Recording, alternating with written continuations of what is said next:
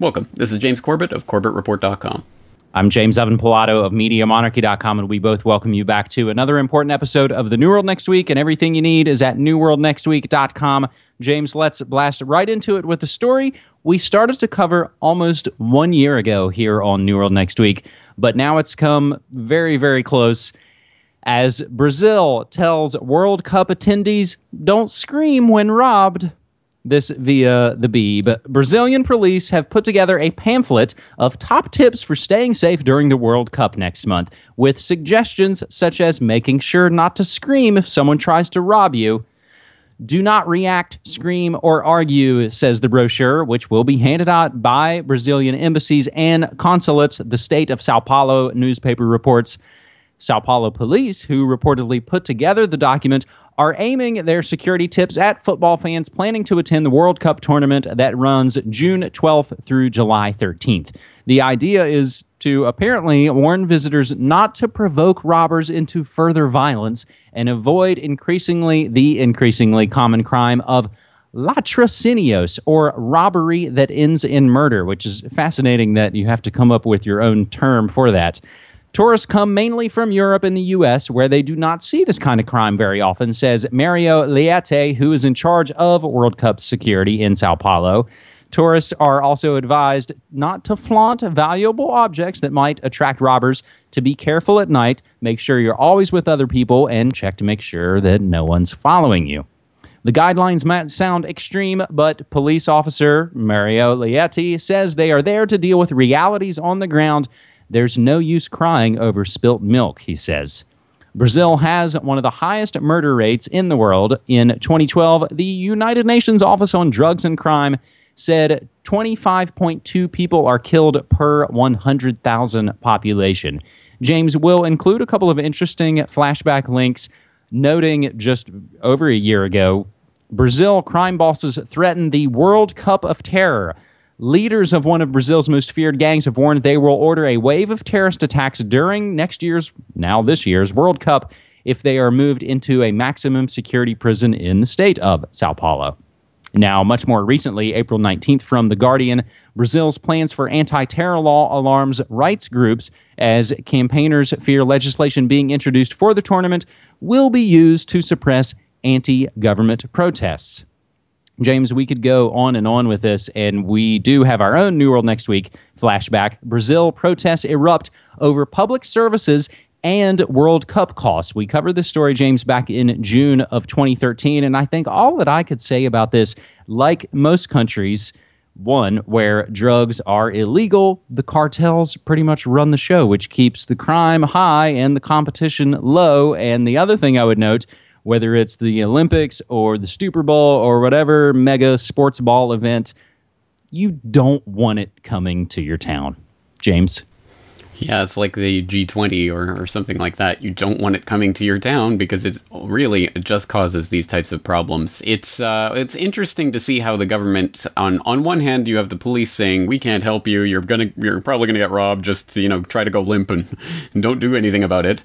And then on the other hand, you have the government coming in with anti-terror laws and the like, because they can keep you safe, right?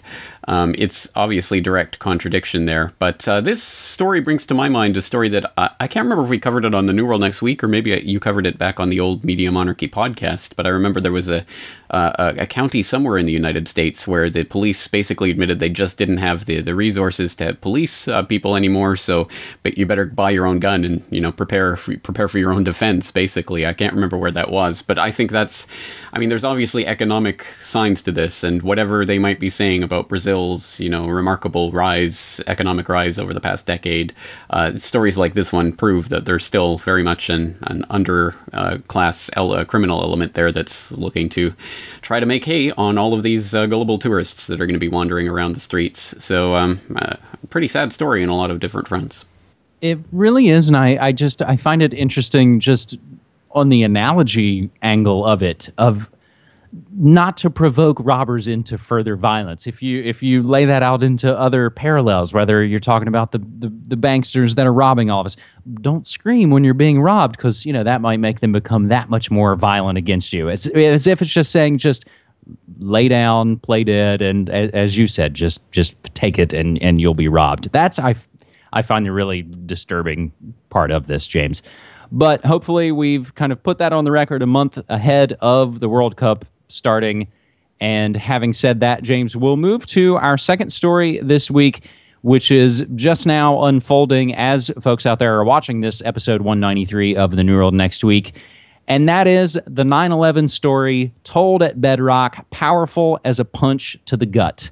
After a decade marked by deep grief, partisan rancor, war, financial boondoggles, and inundation from Hurricane Sandy, the National September 11th Memorial Museum at Ground Zero is finally opening ceremonially Thursday, May 15th, with President Obama present and officially to the public next Wednesday. It delivers a gut punch experience, though if ever a new museum had looked right along like a disaster in the making, this one did, beginning with its trifurcated identity.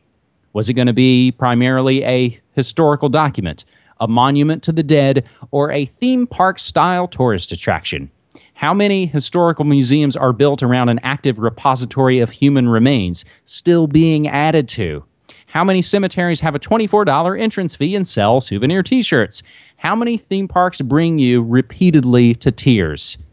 That's what this museum does. This story, James, from the New York Times goes on, but I think it's also interesting to get into what they have actually in the museum. And a different piece, which is actually an interactive one from, again, the New York Times, notes that the installation is culled from over 10,000 artifacts. Culled, I suppose, is an interesting use of words.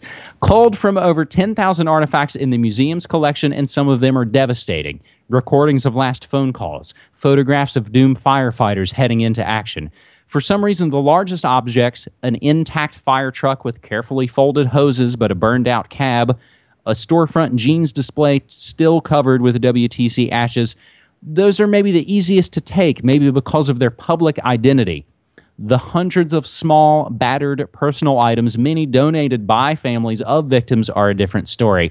Their natural realm is the purse, the pocket, the bedside drawer at home. They feel too ordinary and intimate to have ended up under plexiglass. Infused with lost life, they make the experience of moving through this museum at once theatrical, voyeuristic, and devotional. Now, James, I find this just, as these articles kind of say, it's almost kind of too much to bear, James.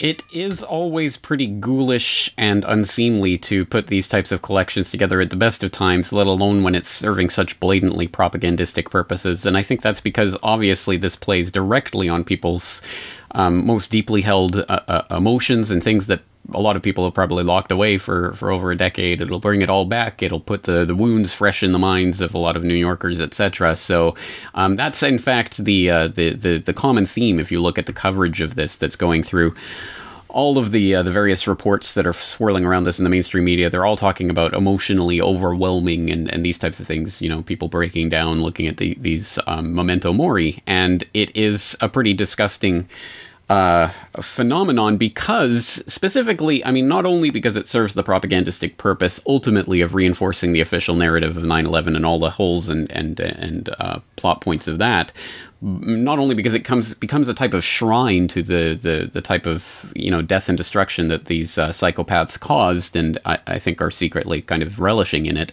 but also, I mean, you look at the phenomenon. There was that story that never really got a lot of attention, but there were FBI agents caught stealing little memento mori from Ground Zero after 9/11, illegally taking some of the things from Ground Zero to, you know, put in their little private collections at home, I guess. And that story, again, was confirmed, but not really talked about a lot. But it goes to show, I think, the mentality of these people and what this kind of collection is about. And you contrast this museum to something like the Hiroshima Peace Museum, which is not too far away from me here in Western Japan, and it's a similar idea. It's little mementos and artifacts and things of things that were in Hiroshima at the time of the atomic bomb blast.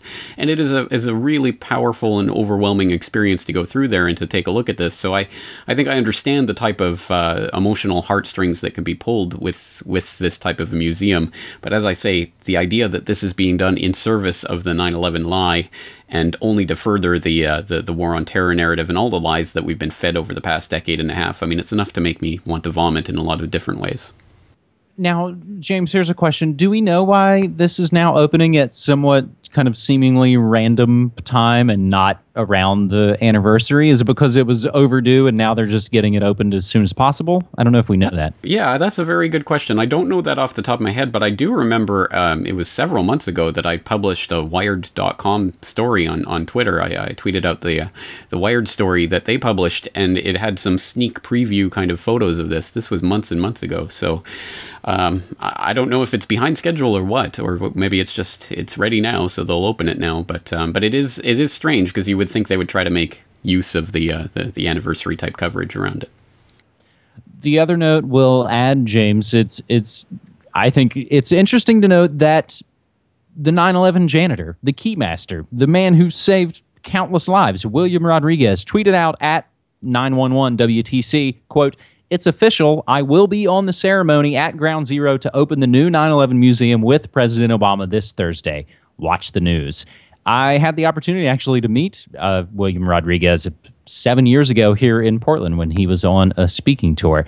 So I don't think we can really hold our breaths that he's going to drop a 9/11 truth bomb in the middle of the ceremony. Otherwise, they probably would not have invited him there in the first place. James, but we should put it on the record for people who don't know that William Rodriguez, of course, testified to bombs going off at the time the planes were hitting underneath in the basement of the World Trade Center. So it is important. His story is important. Absolutely. Hopefully, even if he doesn't get much more than a photo opportunity, at least hopefully a few more people will be introduced to his story through this.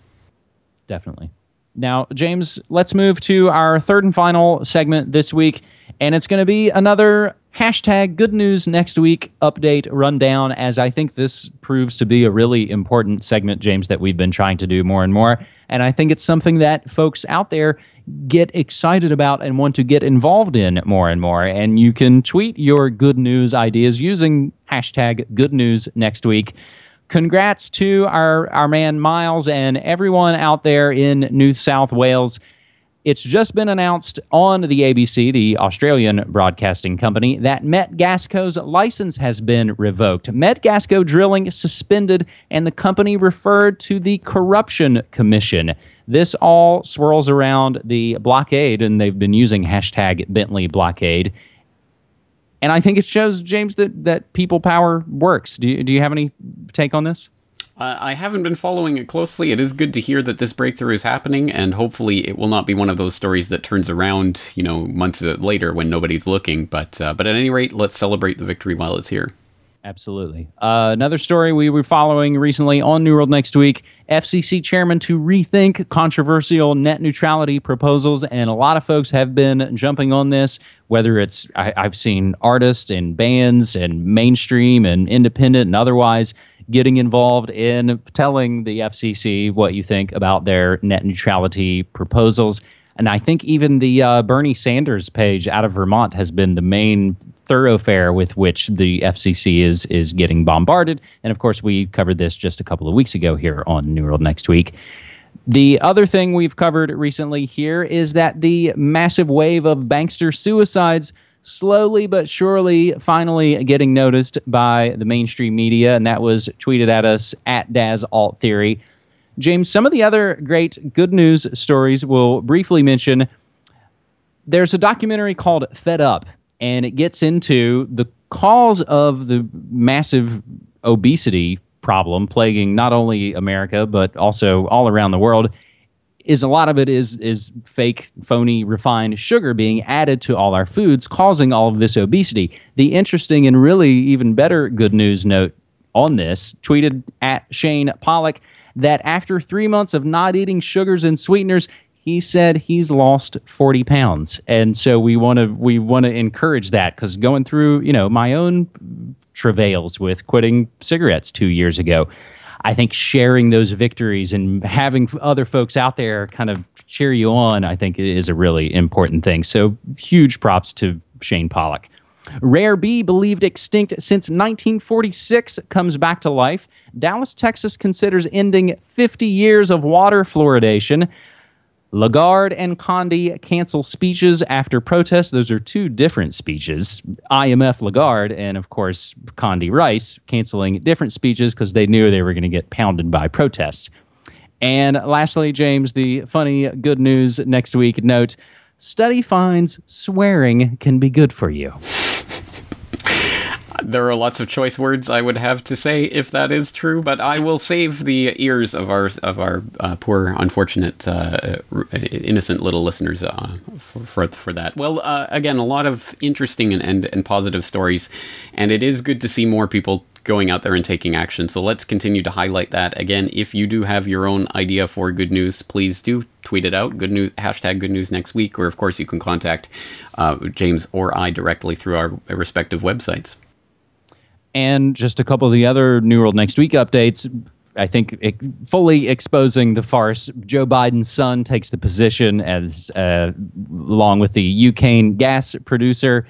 The U.S. holding massive military drills to deter and detect attacks after Russia holds drills. Japan and Israel getting together to boost cooperation.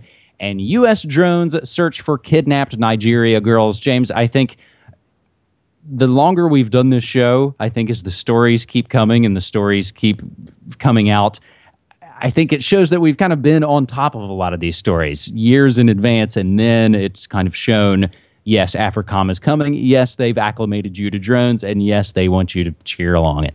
James. Unfortunately so. Well, on the note of what's going on in Africa, I just did a conversation with Keith Harmon Snow that should be up by the time this video comes out, and very interesting, talking about the 20th anniversary of the Rwandan genocide, which plays into what happened in Uganda and Congo and other places besides. So an interesting conversation on that note, and I'll direct people there. And I think that's going to be it for me this week. Anything you'd like to direct people to?